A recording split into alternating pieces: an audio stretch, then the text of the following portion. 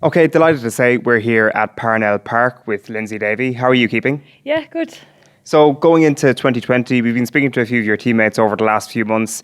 There's, I guess, a few different ways of looking at what 2020 represents. First of all, we have the idea of going for yet another All-Ireland. And then again, at the same time, we spoke to your boss, Mick Bohan, a couple of months ago, and he was like, we need to do better in an All-Ireland final next year. We need to play a better brand of football. So where do you sit in all of that?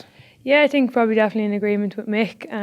Obviously, we're absolutely delighted to get the three in a row, and but I suppose just the conditions on the day, the standard of football probably wasn't what we liked. I know personally, we were kind of, when you walked away, there's definitely things that we would have liked to have been better. I suppose even with the spectacle of the game, there's just the standards that we want to represent, and I don't think we hit those standards on the day. So I suppose going into this year is probably something we're looking to address, but I think still a very young squad kind of training at the moment, and it's just probably going to take that time for everything to gel and get going. Is there a particular thing that you're working on to achieve that goal?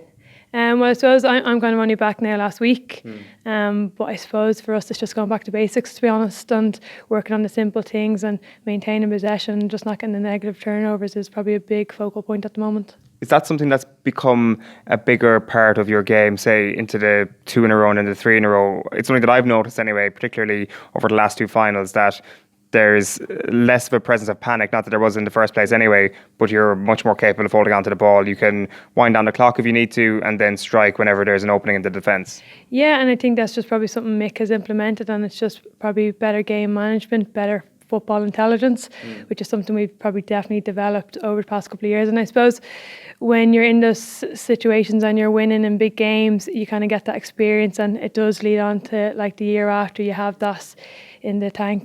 But I suppose for us, like I said, we've kind of got a much younger squad at the moment training, and it's going to take that time to kind of build that. And I suppose when the experienced players come back in, that's going to be something we're going to try and pass down to the younger girls and get them up to the standard. How much of a development in professionalism have you seen over the last 10 years? Oh, it's been massive. Like there's so many different areas. When you look at nutrition, strength and conditioning, there's something that probably wouldn't have been as much of a focal point as they are now, but I think it's brilliant. And look, you've seen that with the standard of play in the ladies football over the past couple of years, how far we're coming, and I think it's brilliant. Yeah, the arc has almost gone vertical. I think that if you look at the last 10 years of the sport, it's probably grown as much as it has at any point in the history of the sport. Like, granted, there'll always be recency bias when we have these conversations, but it definitely seems that your team, coming on the back of an unbelievably dominant Cork team, has almost helped the sport come along, that hopefully then everybody else will be able to catch up eventually, and that we have a huge spread of professionalism around the country. I think though as well, probably if you look at it with Lidl, and I suppose even within Dublin with AIG, just the massive work that they've done for promotion of the sport. You're seeing footballers like Sinead Goldschmidt on billboards, which you wouldn't have seen years ago, and even with the attendance figures at the All-Ireland, there's kind of young girls coming into All-Ireland finals and looking at players on the pitch and going, that's what I want to be one day. And that's definitely something I see within Skerries. Like, we had busloads of kids coming into the final last year. And even within the club, when I first started off with Skerries, we didn't have an underage female team. Right. Whereas now I think the ladies section is nearly bigger than the men's, and there's just seeing the even development of that in the club.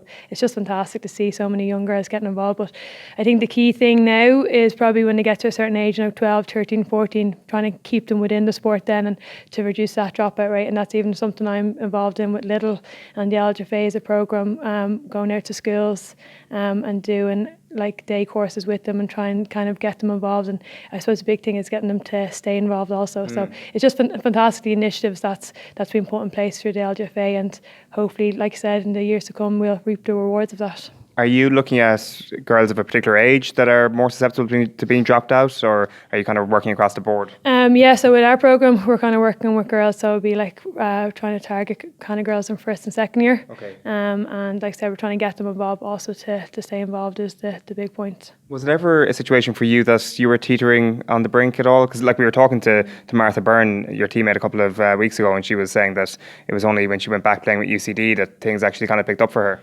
I suppose probably my situation is probably a bit different. I kind of joined the senior team when I was 14, 15 years of age, so I was involved from a very young age. But I suppose When I was in college, kind of coming into my final year, I decided that I needed to just take a year out and do a J1 because it's something that's just a bit of life experience and something to do. So that was probably the one summer that I did step away from it. But in terms of dropping in, no, I've just probably been very lucky in just how early that I was involved in it and just loved it. And look, even now, just I suppose with the memories that you're making with the girls in the team and like your family, like, and when you're going to training and you're enjoying it, it's very hard to walk away from that. I'd actually totally forgotten that you'd got involved that early with the senior team. So obviously it wasn't a thing for you whatsoever. But it's interesting that is actually the age that they say that girls are actually more likely to drop out of the sport.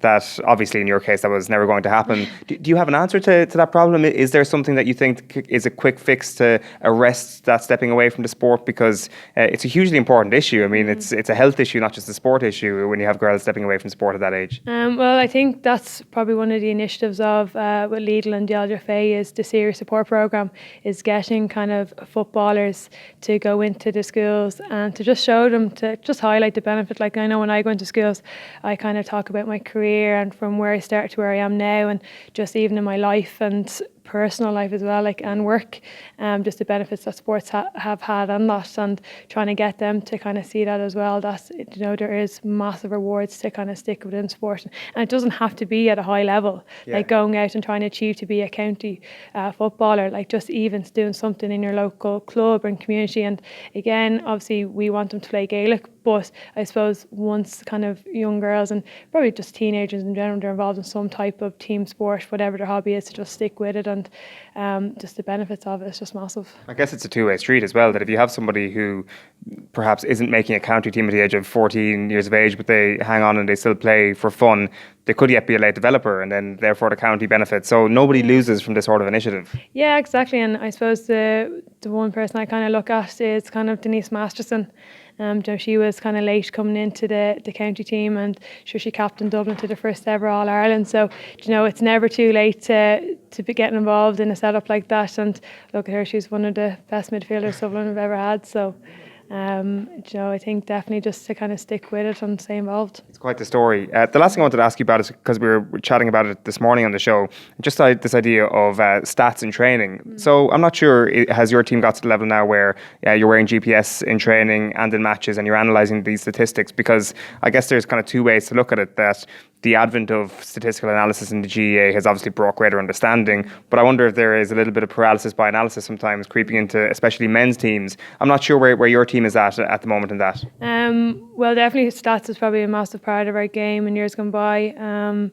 But in terms of with the GPSs, it's only something that's come on board this year, so it's probably too early to tell what impact it's going to have. But look, I'm sure it's going to be used very effectively, and I suppose that's the important thing. Once it's being used correctly, it's the important thing. Are you the first team to bring in GPSs in women's football? No, I don't think so. I'm fairly sure Mayo and Galway, it could be wrong, but I'm fairly sure they had GPSs last year. Right. But I'm not, I think.